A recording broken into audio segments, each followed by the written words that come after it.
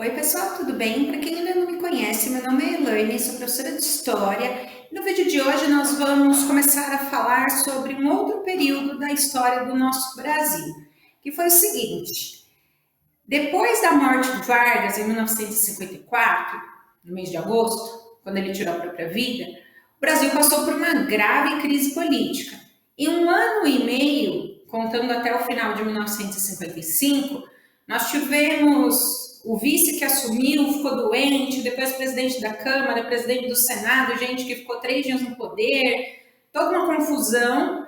E em 1955 começaram as eleições presidenciais, que escolheram Juscelino Kubitschek como presidente e João Goulart como vice-presidente.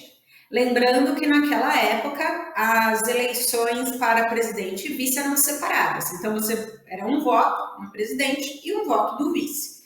Poderia acontecer do vice ser de um partido e o presidente ser do outro.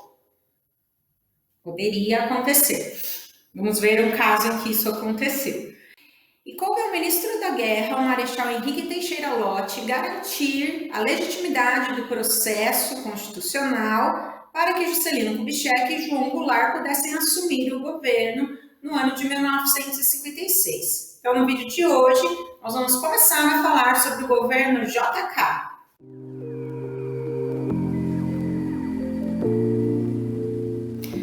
Bom, nesse capítulo, então, nós vamos falar dos governos JK, de 1956 a 1961, e Jânio Quadros, 1961.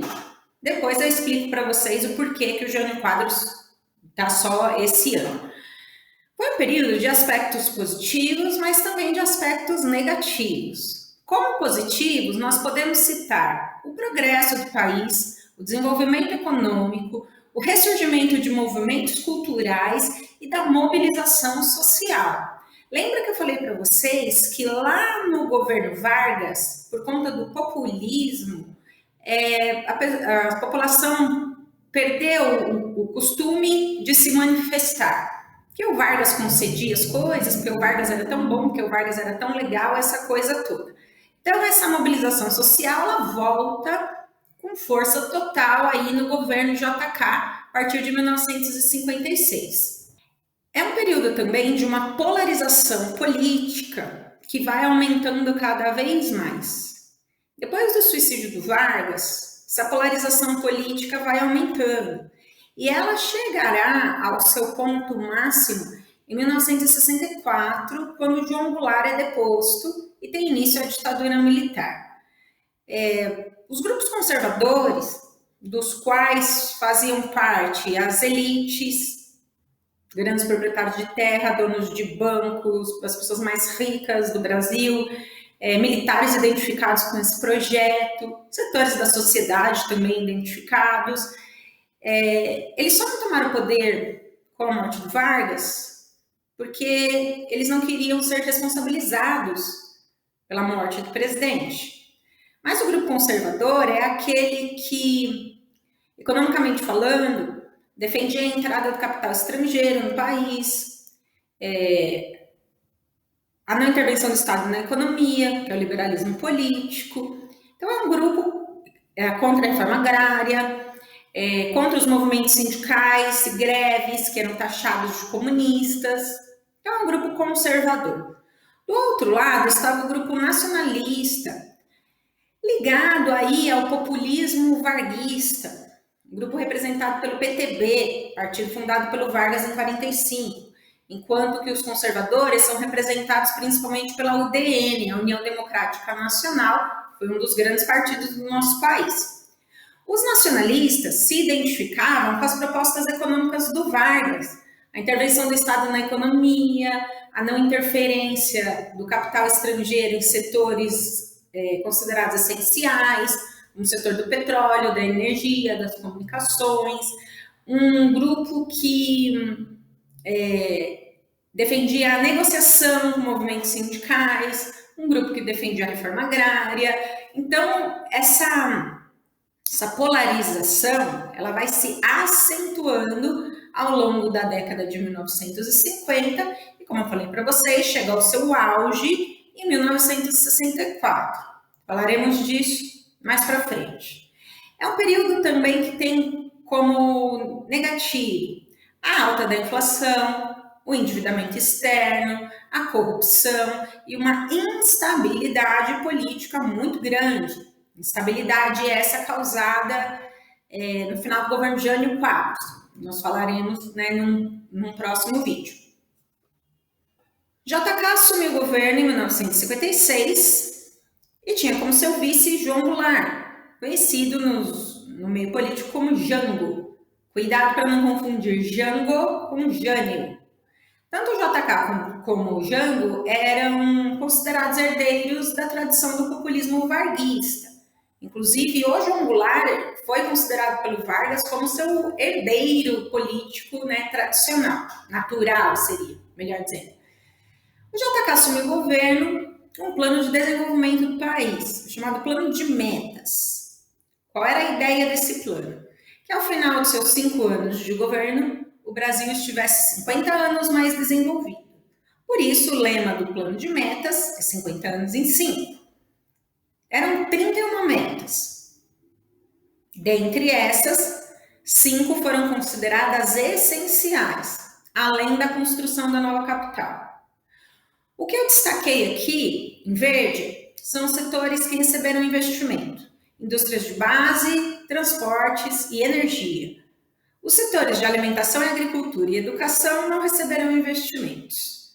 Só que, para permitir o desenvolvimento do nosso país, JK teve que permitir a entrada de capitais e de empresas internacionais aqui, porque já não tinha mais como sustentar o modelo econômico proposto pelo Vargas e que deu certo de 1930 a 1945. É a época da chegada das multinacionais na região do ABC Paulista, as multinacionais do setor automobilístico. Então, a região do ABC Paulista entra no mapa econômico do Brasil no governo JK. E aí, no governo JK, deu-se a mudança no sistema de transporte de cargas aqui no Brasil. Investiu-se no transporte rodoviário, lógico que para atender aos interesses das multinacionais. É um transporte mais demorado e mais caro por conta dos fretes. Lembrem-se que o Brasil tinha uma extensa malha ferroviária, e também transporte por rios. Aí assim, professora, por que vai investir no transporte que é mais caro e mais demorado? Justamente porque chegaram as empresas do setor automobilístico e esses caminhões precisavam rodar em algum lugar. Então vamos construir estradas pelo Brasil. Foi positivo? Foi, num primeiro momento, porque a chegada das multinacionais fez com que o Brasil crescesse industrialmente e que empregos fossem gerados. Então, ok. Lógico, com o passar dos anos, essa questão do transporte ferroviário ela vai entrar aí em discussão. E hoje nós sabemos que os caminhoneiros, eles são um grupo social muito importante. Porque assim, se eles param, o Brasil inteiro para. Eles transportam alimentos, remédios, suplementos hospitalares, combustível, enfim, uma série de coisas. Só que naquela época ninguém estava pensando que ia haver algum tipo de problema. Então vamos agradar as indústrias que estão chegando, oferecendo a elas, né, um incentivo. Qual seria o incentivo? Além de impostos mais baixos, a mão de obra no Brasil mais barata, vamos construir estradas. Mas houve um crescimento. Esse crescimento dos primeiros anos do governo JK ficou conhecido como anos dourados. Muita gente tinha emprego, muita gente comprou carro. Estou falando aqui da região sudeste. Lógico que, né, esse desenvolvimento ele não atinge igualmente, né, o país todo. Então, houve um crescimento. Para quem mora aqui na região do ABC, Paulista, Santo André, São Bernardo, São Caetano, conhece alguém da família, algum amigo da família, alguém que já trabalhou em alguma montadora, ou trabalha em alguma montadora. Cidade de São Caetano do Sul tem a General Motors, né, como, vamos dizer assim, a base da sua, né, economia. Então, setores de indústria de base, transporte, aí com as indústrias automobilísticas e energia para essas indústrias se desenvolveram. O projeto de modernização do campo, alimentação e agricultura, esbarrou aí nos latifundiários e nos coronéis, porque o JK não ia bater de frente com a bancada da UDN, da União Democrática Nacional, porque muitos deputados e senadores pertenciam a esse partido, então você não vai brigar com essa gente, né? Então, deixa esse projeto de alimentação e agricultura de lado. Sabe aquele negócio depois a gente vê? Então, depois a gente vê. Aí esse depois a gente vê acabou, né, ficando. E a educação também acabou sendo deixado para lá. Porque assim, como eu já falei para os meus alunos, investir em educação não significa somente construir escolas, e sim dar condições para que essas escolas ofereçam um ensino de qualidade. Então, não é só construir o prédio. Você precisa investir em formação de professores, aí dar um salário bacana dos professores, uma infraestrutura legal na escola também, para que as crianças, os adolescentes possam aproveitar essa infraestrutura. Então, não é tão simples assim. Mas também foi um projeto, né, deixado de lado. Aqui está o presidente JK dirigindo um caminhão aqui, né, na Mercedes, na inauguração da Mercedes, São Bernardo do Campo, década de 50, todo sorridente, presidente muito simpático, figura de JK, né, uma pessoa muito simpática, mineiro, médico de formação, queridíssimo em Minas Gerais pela população, um dos representantes do populismo varguista. Ele gostava disso, de estar no meio do povo, conversar com o povo, então isso, né, deixava extremamente satisfeito. Dentre as metas do JK estava a construção de uma nova capital. O Rio de Janeiro era a capital do Brasil desde 1763. Então, só retomando, a primeira capital do Brasil foi Salvador, que tem a ver com o desenvolvimento da economia açucareira no Nordeste. Depois, em 1763, ela foi transferida para o Rio de Janeiro por conta do desenvolvimento da atividade mineradora na região de Minas Gerais, mas a capital foi escolhida, o Rio de Janeiro, por ser, né, litorânea, uma cidade litorânea, para facilitar o comércio.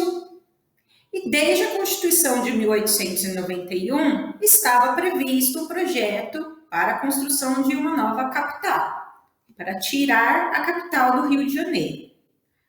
Mas para esse vídeo não ficar muito longo, deixo para falar de Brasília no próximo. Você conhecia a história do JK? Já tinha ouvido falar sobre ele? Deixa um comentário aqui embaixo para eu saber. Se você ficou com alguma dúvida, não esqueça também. Não se esqueça também de deixar seu like, compartilhar o vídeo com seus amigos e se inscrever no canal, ativando o sininho para não perder nenhuma novidade. Eu vou deixar aqui como tela final o último vídeo da parte política do Getúlio Vargas, governo eleito, 1950 a 1954, e foi justamente onde começou toda a crise política, e que aí vão acontecer as eleições, que levará ao poder Juscelino Kubitschek como presidente e o João Goulart como vice. Então, te encontro neste vídeo e também no próximo vídeo desse capítulo.